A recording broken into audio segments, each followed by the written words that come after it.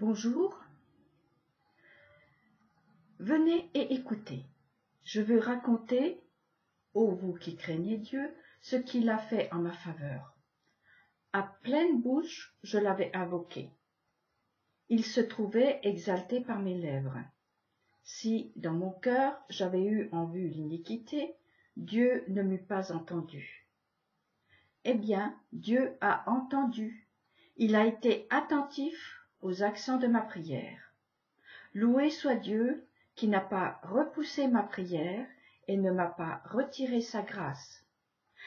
Ces paroles tirées du psaume 66, je les reprends à mon compte pour précisément raconter ce que l'Éternel a fait en ma faveur. Je vais vous raconter 2 faits clés de ma vie. Ils ont mis des années à se concrétiser, mais ils ne se sont pas perdus malgré le temps, car lui n'oublie pas. Ce sont mes 2 fils d'Ariane que la semaine dernière j'ai promis de vous raconter. Chacun a intérêt de trouver ses propres fils pour sortir du labyrinthe de mensonges et de méchanceté dans lequel il peut être enchaîné, comme dans le drame grec qu'a vécu Thésée. Je commence par le fil le plus ancien. Il s'agit de mon prénom, Huguette. Je l'ai toujours trouvé un peu démodé et à vrai dire, je ne l'ai jamais vraiment aimé. Mais il se trouve qu'il est porteur d'un sens très particulier pour moi. Voici pourquoi. Lorsque ma maman était petite fille, elle avait une amie qui s'appelait Huguette, qu'elle voyait très belle, et elle s'est dit, si j'ai une fille, je l'appellerai Huguette. C'est donc ainsi, en tant qu'aînée de la famille, que j'ai hérité de ce prénom, dont la motivation est la beauté. Ce choix a eu, de mon avis, des conséquences spirituelles, car dans la pensée juive, la beauté est une des traductions de Tiferet. Et Tiferet est la séphira du milieu, de l'harmonie des contraires, une sorte d'axe autour duquel la roue peut tourner rond. Je crois que le choix de ma maman a été mon étoile que j'ai suivie inconsciemment. Rendez-vous compte combien de fois par jour ce prénom a été prononcé. Et à chaque fois, c'était comme un rappel d'un idéal voulu par ma mère pour moi. Et ce prénom m'a été donné dès avant ma naissance. Des Huguettes, des Pierre, des Élisabeth, il y en a pagaille. Mais leur essence à chacun est unique. Étant issue d'une matrice unique avec une intention particulière. Ce peut être le prénom d'un ancêtre, admiré, d'un ami ou d'une amie, d'un souvenir, peu importe. Mais presque toujours, il est choisi parce qu'il est aimé. Et ce qu'il évoque,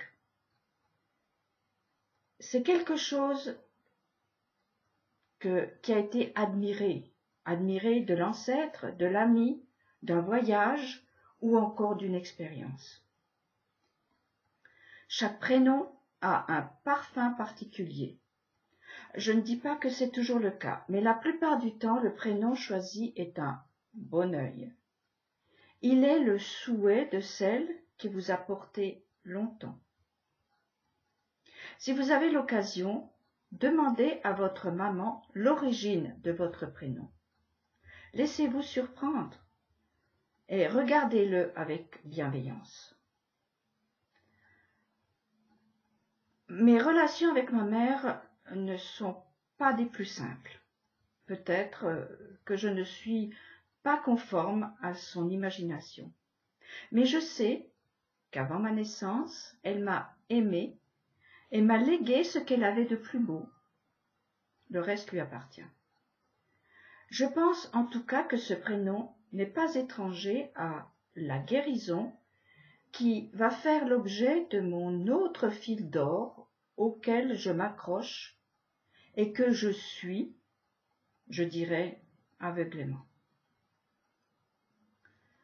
La deuxième expérience que je veux partager avec vous, je l'ai gardée secrète jusqu'à ce jour, par précaution, parce que je ne la comprenais pas et, ne pouvant l'interpréter, j'ai pensé qu'il était superflu de la raconter, qu'elle ne serait d'aucun apport pour mes contemporains, peut-être ai-je eu tort. Cette expérience, je la vivais, ou plutôt, je la subissais.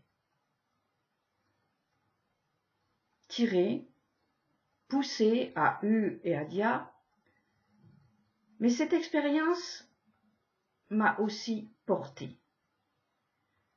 J'avançais dans l'interrogation.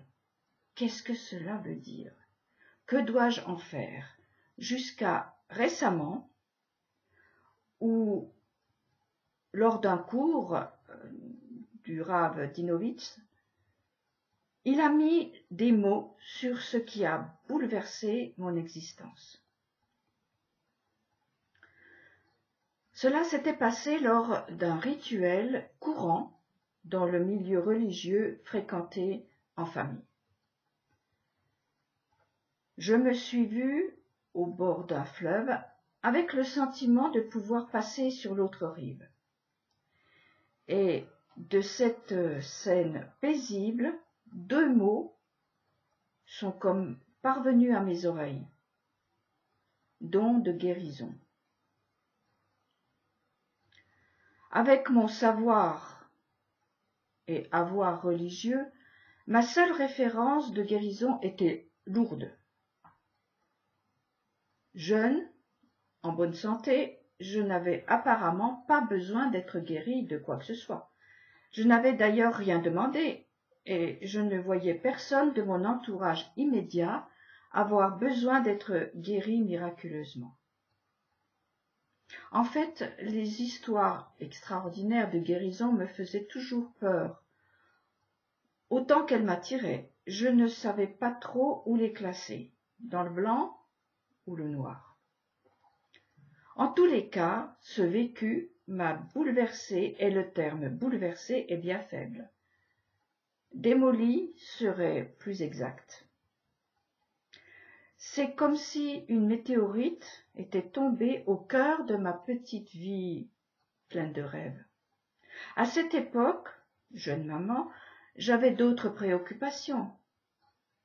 Mais malgré tout, il m'était impossible d'oublier ce qui avait été pour moi un choc. Impossible de faire comme si. Il y avait d'un côté cet irrationnel que j'avais vu et entendu, et de l'autre, les enseignements de notre famille spirituelle de l'époque. Aujourd'hui, je suis contente et heureuse que la suite n'ait pas été selon mon imaginaire, ni selon ce que les responsables de notre petite communauté espéraient. Au final, l'authentique miracle a été que les mots écrits noir sur blanc dans la Bible sont devenus vivants chez moi, en moi, dans mon cerveau et dans mon cœur. Les mots de la Bible me parlaient. Les histoires les plus connues prenaient un sens. Ce n'étaient plus des historiettes, mais des messages personnels. Après cette expérience, je dévorais carrément les textes et très souvent, je devais m'astreindre à fermer ma Bible. J'y aurais passé la journée. Et fort heureusement, je dirais, j'avais à m'occuper d'une famille pour reprendre pied. À ce moment-là, la pression était énorme. Je ne comprenais pas ce qui m'arrivait. Par contre, j'avais une conviction très forte qui était comme un dragon posté devant une entrée pour m'empêcher de tomber dans les délires dont les communautés sont si friandes pour assurer leur renommée, à l'image des bureaux de loto qui deviennent célèbres pour avoir vendu un billet gagnant. Dans un contexte habité par la turbulence charismatique naissante, qui ne favorisait nullement la sérénité, il s'engagea une longue lutte avec moi-même et avec Dieu. Cela s'était étalé sur des années, mais je n'ai pas pu lâcher. J'aurais bien aimé passer à autre chose, mais je n'ai pas pu. Ça m'a été impossible. Des forceps m'arrachaient à mon sommeil. Je suis restée accrochée à ce qui me parlait dans la Bible. J'ai cherché ce que les Juifs en disaient. Comment ils comprenaient tel ou tel mot. J'ai eu la chance qu'une collègue de travail me propose de m'apprendre l'alphabet hébreu alors que, depuis longtemps, elle s'était éloignée de sa tradition pour des raisons qui lui appartiennent. Ainsi, la Providence était à l'œuvre, car toute seule, je n'aurais même pas imaginé ni expérimenté les bienfaits de cette connaissance. Lors de nos rendez-vous avec ma collègue Donna, elle utilisait un des livres avec lequel elle avait appris à lire étant toute petite. Je lui suis très reconnaissante de sa proposition désintéressée. Cette femme a été, sans le savoir, et peut-être même sans le vouloir, un des maillons du travail que font certains maîtres des secrets envers les non-juifs qui se tournent vers la Torah d'Israël. De fil en aiguille, grâce en grande partie à l'apprentissage des lettres, les secrets de la Torah sont devenus mon pain quotidien et je prenais conscience d'avoir moi-même besoin de guérison. Je n'avais rien demandé, ai-je dit plus haut? À la réflexion, si. Bien sûr que si, que j'avais demandé quelque chose, mais cela remontait tellement loin.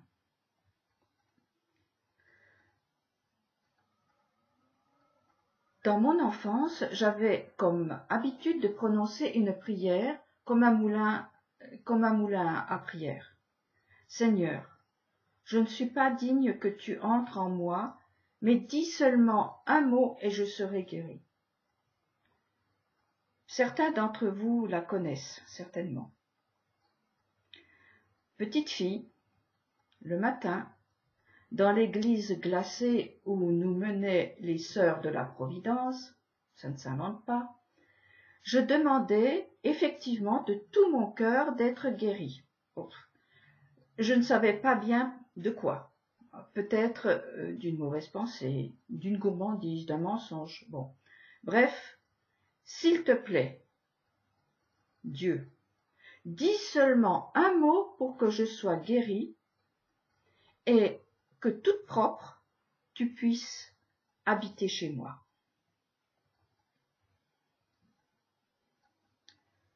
Étonnamment, j'ai été entendue puisque 20 ans plus tard, des mots m'ont guéri. Guéri d'une cécité et d'une sourdité. Pas physique, mais spirituelle et sans doute psychique. Guéri, certainement aussi d'autres choses, mais dont je n'ai pas encore pris conscience. Ainsi, ma petite prière dans l'église de mon enfance ne s'est pas perdue. Dite avec un cœur d'enfant, elle a germé dans un monde étrange où tout est possible. Voilà, je vous ai dévoilé 2 événements qui au final ont mené ma vie. Ils sont tout simples, tellement simples qu'il est facile de les oublier, voire de les mépriser. En réalité, ces 2 graines auraient pu rester en l'état et ne pas fructifier, mais je les ai ramassées. En les partageant, je leur permets de faire leur route. Chacun d'entre nous a ce genre de pépites dans sa vie, mais elles se font discrètes pour durer, pour ne pas être dévorées par des malveillants qui ne savent que salir. Les mots en général, ceux de la Torah en particulier, sont pour moi la clé de ma liberté, celle de construire ou de détruire. Comme vous le savez, les mots mènent le monde et notre vie. Nous le voyons et le vivons tous les jours. Là, je me permets une remarque. Je suis effarée de voir et de lire les horreurs relayées sur les réseaux sociaux. N'y a-t-il pas d'autre chose à semer? Je vous le demande.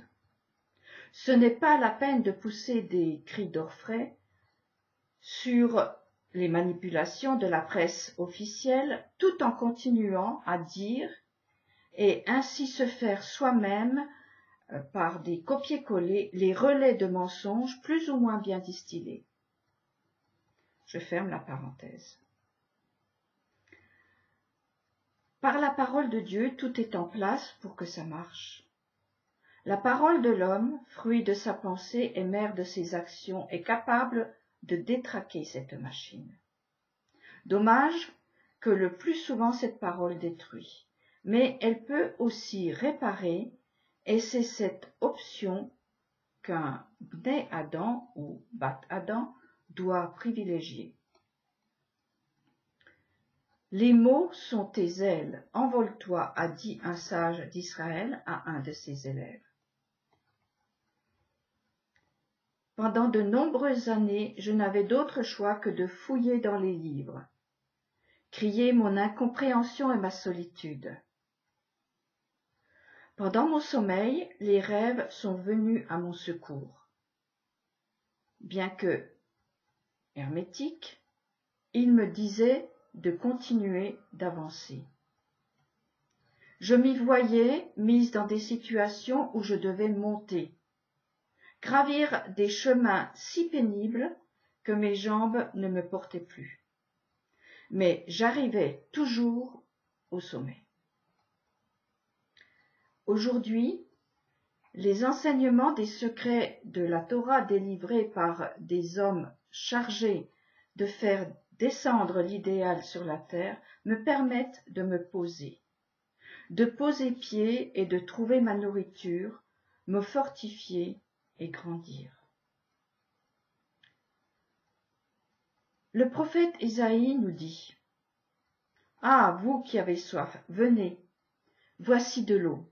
Vous qui n'avez point d'argent, venez, approvisionnez-vous et mangez gratuitement, sans rétribution, venez, fournissez-vous de vin et de lait.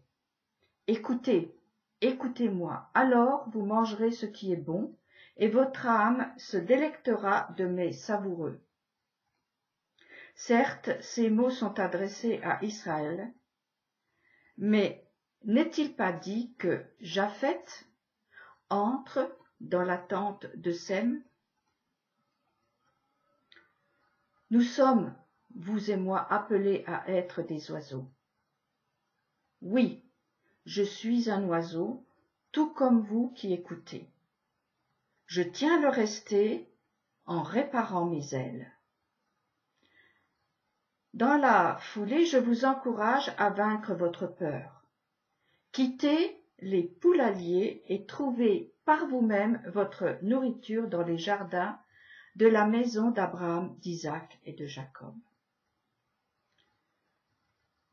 Tout comme j'ai eu le privilège d'entendre les mots sur ce qui n'était pas identifié en moi, j'ai bon espoir que mes mots hebdomadaires vous aident à donner une identité à ceux ou celles qui sont de la même famille d'âme.